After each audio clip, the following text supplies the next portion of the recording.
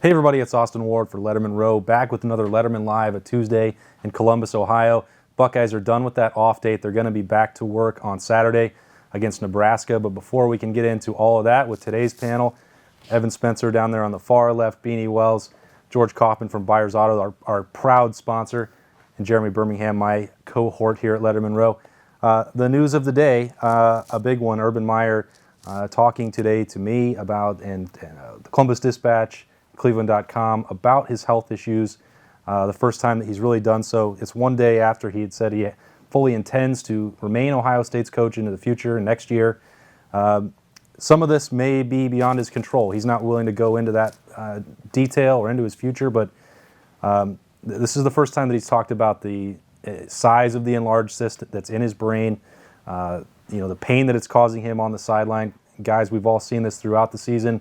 Rubbing the head, Indiana going to his knees, just dealing with press conferences, rubbing his head. The guy has been in pain, right? We've all seen that he's not been at 100%, and now he's finally starting to talk about that. So, Evan, Beanie, you guys have been around this guy before. Evan maybe a little bit more than Beanie in that locker room and things like that. I'm sure that this is, a tough situation. This is your coach that's dealing with life and death. This isn't about the red zone issues or the defense that we'll get into later. This is a more serious concern. Yeah, I mean, it's tough to hear the news, right? And when I was watching the Indiana game, it was one of those moments where, I was looking at my girlfriend and I was like, almost watery eyes to a point to where it was like, he's struggling, he's uncomfortable, but, in times like these, it really refocuses you to what's important, right? And in his right, it's getting healthy and focusing on his health, and whatever he needs to do to do that, obviously he can take those steps and he has done. But,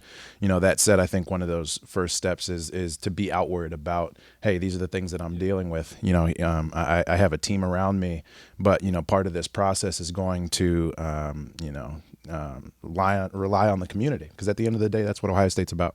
It's an important reminder, whether it was today or in the last couple of days or conversations with Urban Meyer. This is not a new thing. If there's people there's been a lot of speculation about his relationship with Gene Smith and the administration and all that stuff. It's not like this health concern just manifested in August or is suddenly brand new as some sort of excuse. He had surgery for the same issue in 2014, 3 days before spring practice started. I'm sure Evan remembers that well, and that the way that can play in a locker room. Nobody wants to be hearing about brain surgery. Again, this stuff is not new. He was first diagnosed with it 20 years ago in 1998. So this has been going on for quite some time. But Beanie, I think maybe in some ways it reflects now this new situation, some of the behaviors, and it maybe makes a little bit more sense about why he hasn't quite looked the same on the sideline. Yeah, I think so. Obviously, when you look at the job of a head football coach, it's stressful. It's one of the more stressful jobs in its own, especially being here at Ohio State. There's so many expectations. There's so many wants, so many needs that people have. Then you look at the fact that he's dealing with things from a personal standpoint. I think that just amplifies it and makes it that much worse. You look at everything that went on this year. I can't imagine going through what Urban Meyer is going through currently, dealing with the off-the-field issues, then dealing with his own personal health, and still trying to figure out a way to coach a football game, to get a team back on track that has been up and down throughout the year. So it's definitely a tough situation that Urban Meyer is in. And, I think probably the best thing would be to focus on your health. I mean, to go back and obviously you let football take care of itself, but without being healthy, you can't be that football coach. And more importantly, you can't be that father, that grandfather that he wants to be. Yeah, and it's interesting, George. You've got to know Urban a little bit over the years here, and now it's his 7th year as a head coach.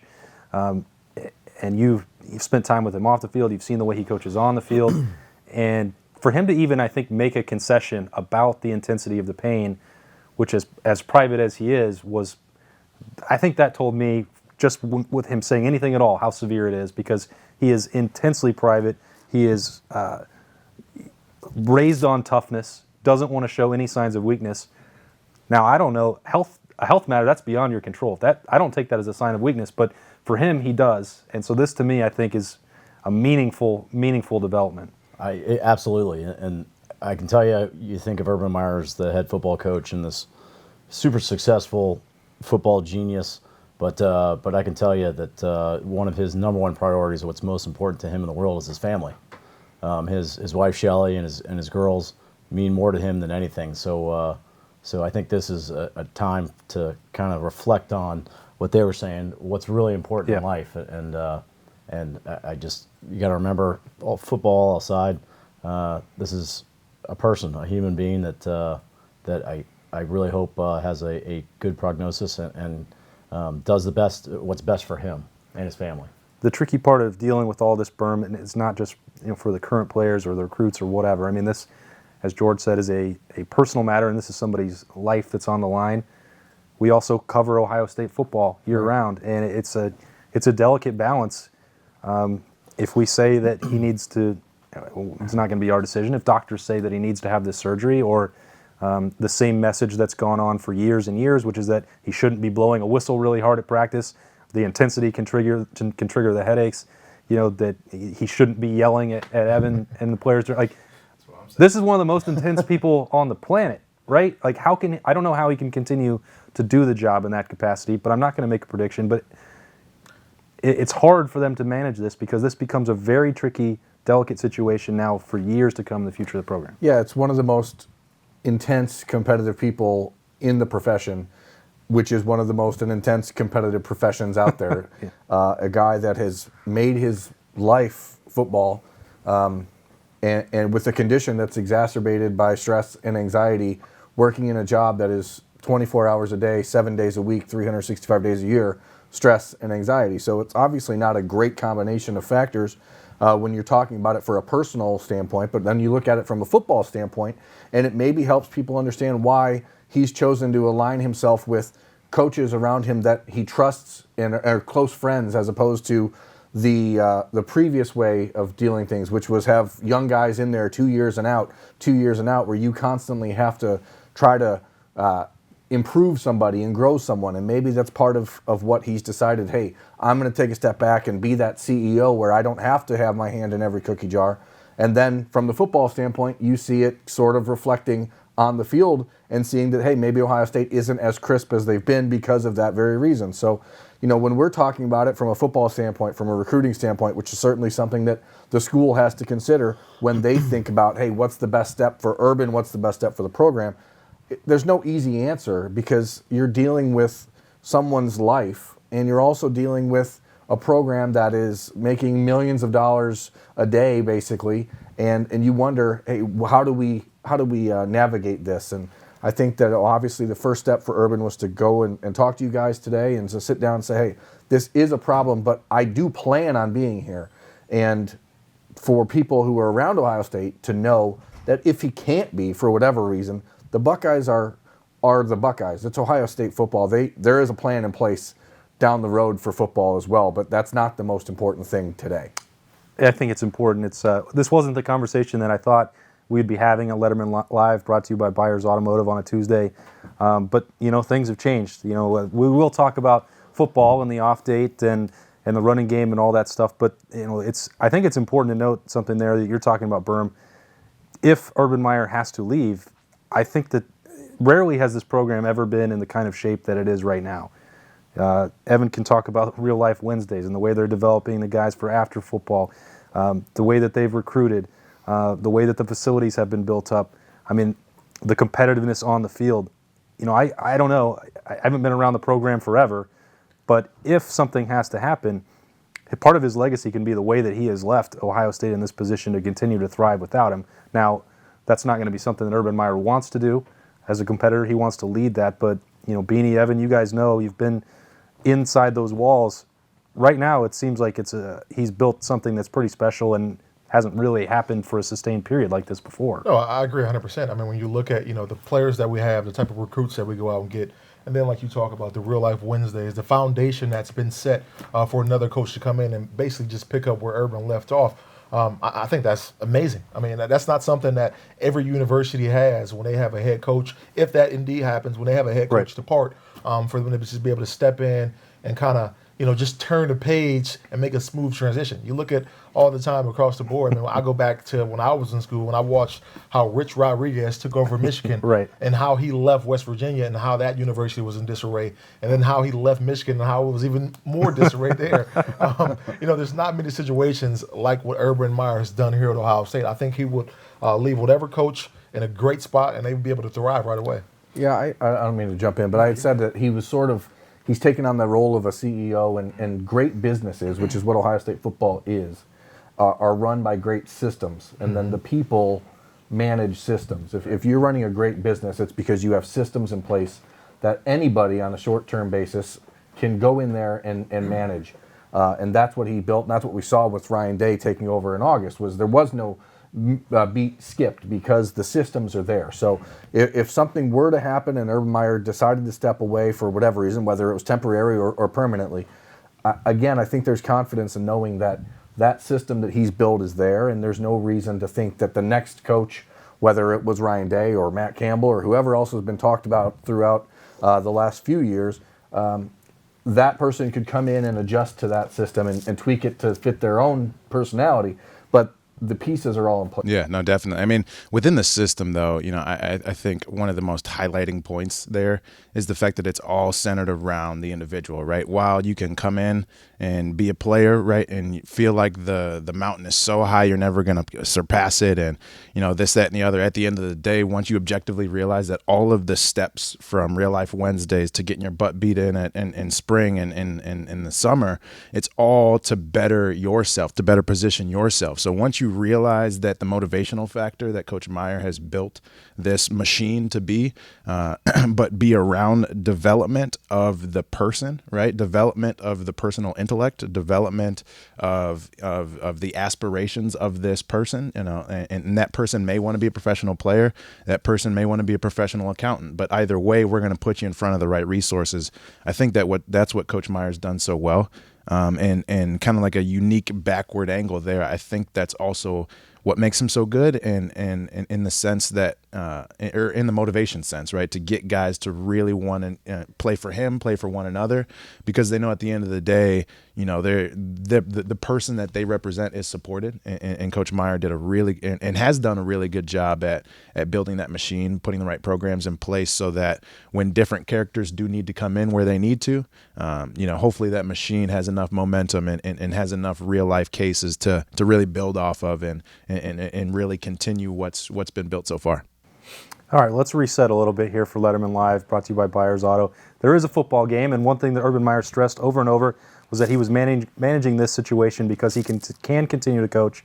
He actually has been doing that for a long time and winning a bunch of games, and now his focus is not only that cyst, but perhaps maybe more so for a guy like Urban Meyer, figuring out the red zone, getting the rushing attack going, and beating Nebraska with maybe a little better defense. So they had the off date. They got healthy.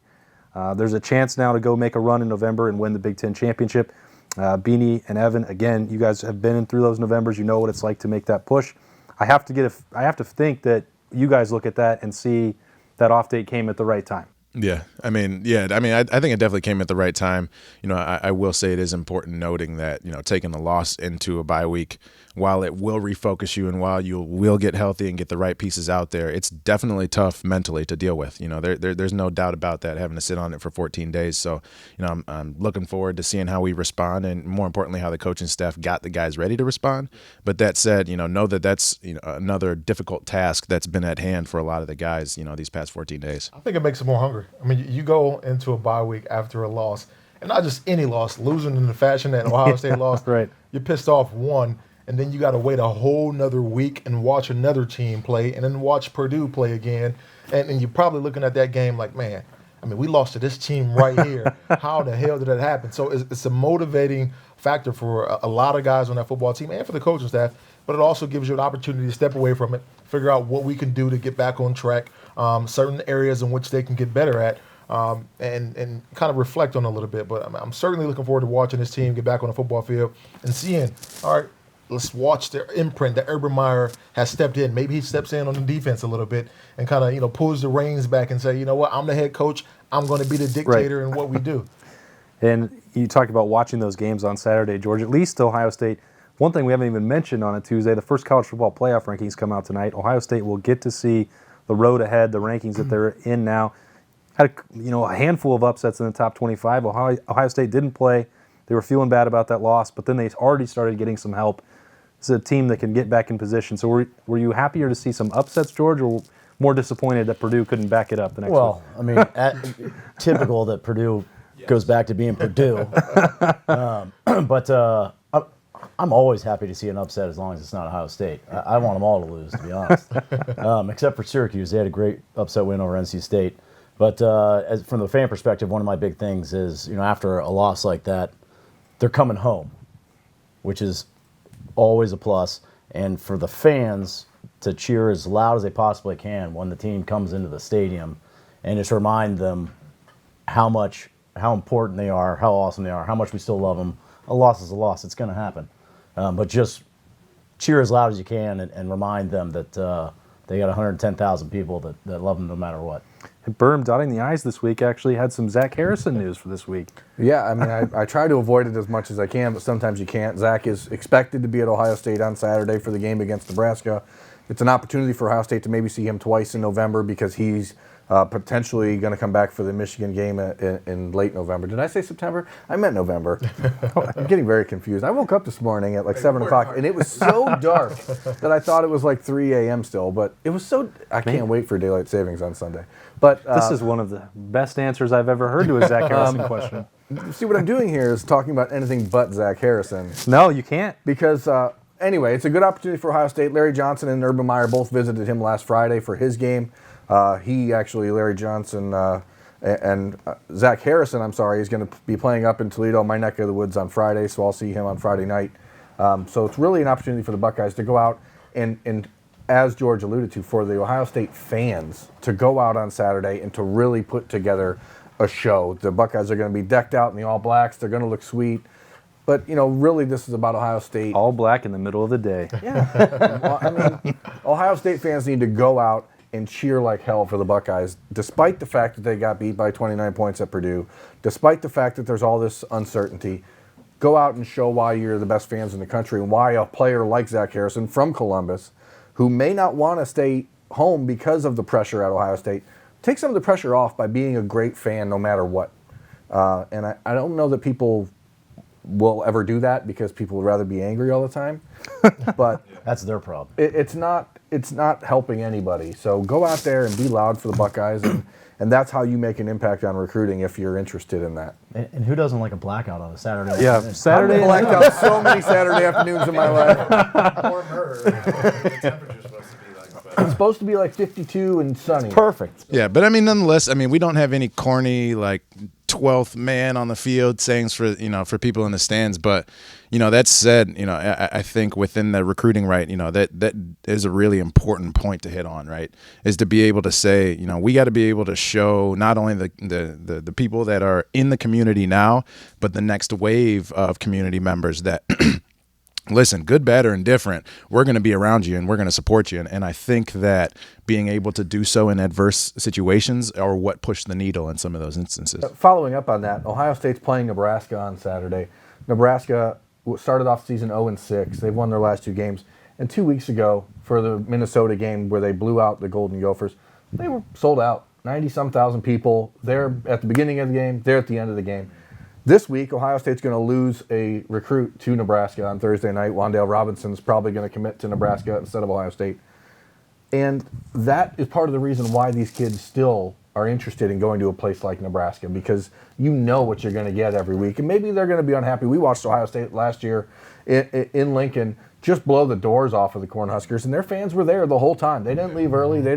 And I think that sort of thing, because you're so used to winning and winning big at Ohio State, that fans have gotten away with being a little bit entitled in the last few years and easily jaded. And I think it's just time to understand what you could be doing a whole lot of worse things on a Saturday afternoon than sitting in Ohio Stadium cheering on the Buckeyes. So I think that it's just important for people to realize that they're still 19, 20-year-old kids out there playing their butts off for those people in the seats. And why not just go out there and cheer like crazy instead of being unhappy all the time? I take my 9-year-old son to the home games, and watching him watch Ohio State football is exactly how I felt when I watched Ohio State football as a kid.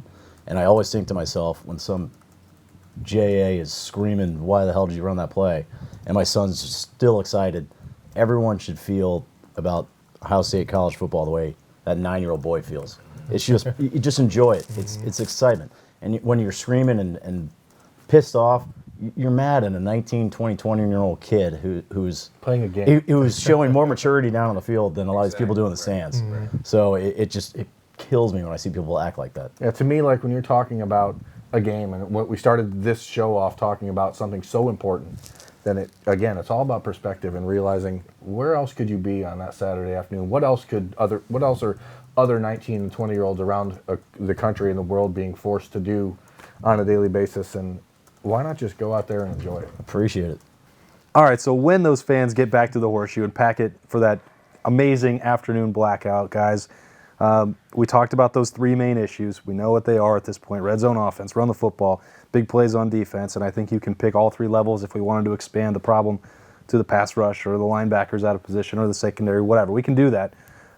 What do you expect we'll see from Ohio State? What is your biggest concern out of that group, and which one do you want to see most addressed on Saturday against Nebraska?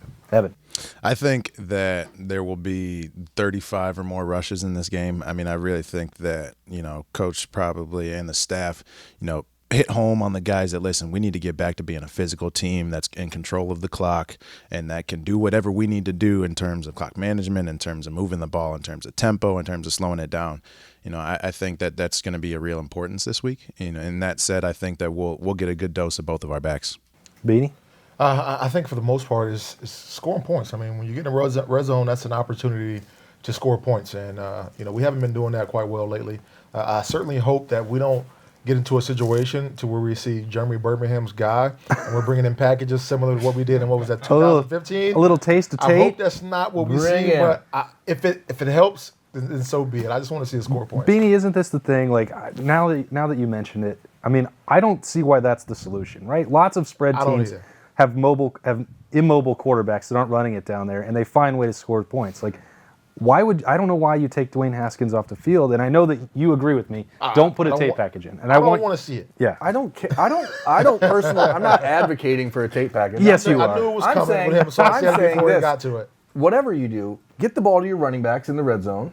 Stop throwing the little smash patterns in the corner. Get the ball to the tight end. Do something different. It doesn't have to be Tate Martell. It doesn't have to be Dwayne Haskins. I don't care how you do it. Just get the ball to your running backs in a way that's not running them straight up the middle. Run that little end around to Paris. Do something different. Well, because we've just seen the same play over and over in the last few weeks, and it's been really bogged down. If you're going to get creative, you just run a wide receiver end around pass. Like, yes. You just need a Kevin Spencer 2.0 back there. But, Figure it out. you know, That's all I'm saying. I don't think Tate Martell being in the game is what needs to happen. I agree. I just don't see that as an answer because it's not hard as a defense to plan for that. If he comes in, then you know they're going to run the read option. In my opinion, when you take Dwayne out of the game, you're taking your most talented offensive player out of the football game. That said, his ass doesn't need to come off the field ever. So let's figure out a way to get creative with some route concepts. Yeah, we've been running rub over there in the boundary, or we've been rubbing rub to the field for God knows how long. Okay, so let's figure out ways to, do some self-scouting and figure out the right ways to get our chess pieces in the best spot. Because at the end of the day, I mean, film's everywhere, man. We can watch NFL teams do what they're doing productive in the red zone. We can watch the Patriots. We can watch whoever, right? Pick some stuff that's going to allow your chess pieces to do what they do best and run with it and keep your best players out there. Let's be clear, the Buckeyes dropped a couple touchdowns against Purdue. I mean, there were balls that should have been caught. Absolutely. So, I mean, it's not like this was just purely a schematic issue. This was guys dropping touchdown passes. We saw the drops of touchdowns against Indiana. We saw it against TCU. So there's opportunities for the team to do better down there. But ultimately, you just can't be predictable. And Urban Meyer and Ryan Day and Ohio State did a great job early in the season of avoiding that. And so right now, if you can't score inside of the 10, maybe you should start trying to score more from the 40 because you seem to have no trouble with doing that. You seem to have no problem with that. Those throws always end up getting caught. So I don't know. I don't think the red zone issues are the biggest problem on this team. To me, it's defense, and that's starts with Shaun Wade starting on Saturday instead of Isaiah Pryor, which I'm fairly confident in saying is going to happen.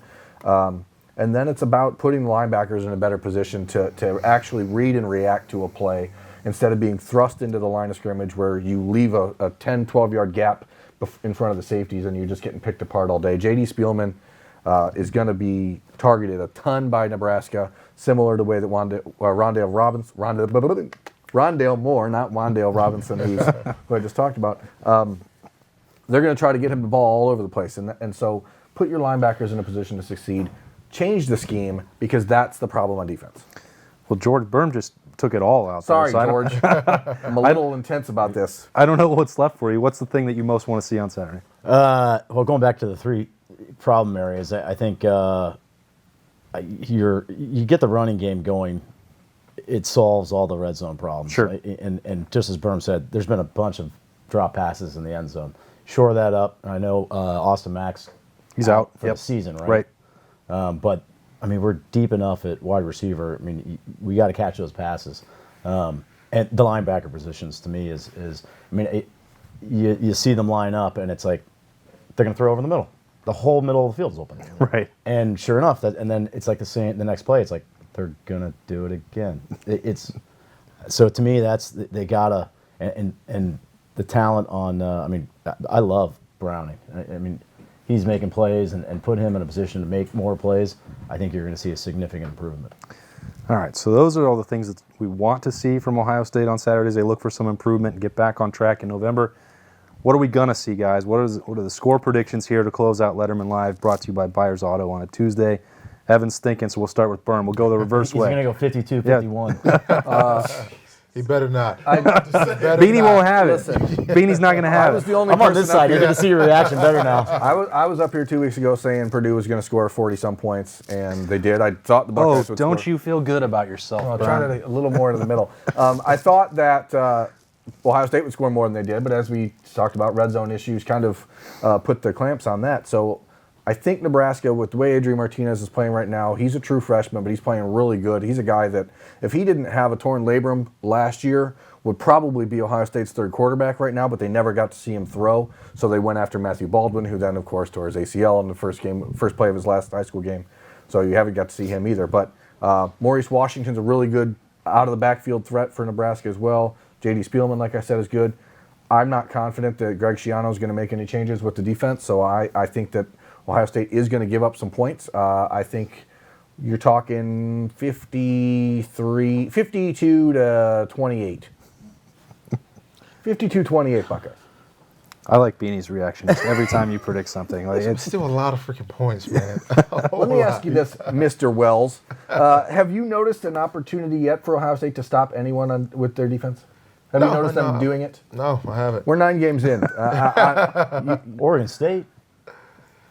We're not. Oregon State had a running back with 200 yards rushing in like a 3-minute stretch in the third quarter. Rutgers only managed a field goal. Berm, come on. All right, Where's the confidence, though, man? Where's the confidence? I don't have any. Not in the defense. I'm sorry, not right now. I don't think they're in the right spots, and I don't feel confident after watching and listening to Greg Schiano a week ago that they're going to change it. I think that they're going to say, hey, this is what we are and who we are, and if you beat us, so be it. In the future, we're just going to keep a Beanie cam on when Berm talks, because we're missing out on so many gifts. I was going to say, it's like it's all I want. Like, Please, let's hear it from you guys. well, George, don't skip George. Come on. I said you guys. it's in my head. I'm thinking like 42-20, around there. I think Nebraska will get some points, but I think at home, if and crowd support your damn team and stay through the game and cheer, and you cheer on the team and support them. I think they can score over 40. I'm with you. I like your score. I'm gonna go 44-21. This is the Price is Right. So that one extra touchdown. I think Beanie's looking at that number. You guys are both very close. So that one extra touchdown I'm predicting is so unbelievable. Yes. Evan, what do you got? So I got 38-21. And, I say that to say I think that our offense will continue to be productive. I think that, we're going to try to prove a point to run the football. But that said, I think that there's going to be more time of possession in our favor, which also will mean that there will be less plays, which also will mean less potential scoring opportunities. I think that we are going to handle it, but I think that there are some chess piece issues on the defense that, will result in them, getting some points on Saturday. Yeah. I want to be wrong. Let me just be very clear. Oh yeah, everyone loves being wrong, Berm. I want to be wrong, but From now on, can we do a we're 9 weeks Berm in. score with a with a tape package and without a tape package. We're 9 weeks in. I just don't see anything that gives me confidence that they're going to change what they're doing. So Well, the reason I'm confident that Ohio State will win, They're gonna easily- win. easily, well beyond what you guys think, 56-17. I have them winning by 24 is that points. Nebraska is terrible. Okay, let's remember that the way that they've played them the last 3 times, Ohio State has knocked them handled out. their business.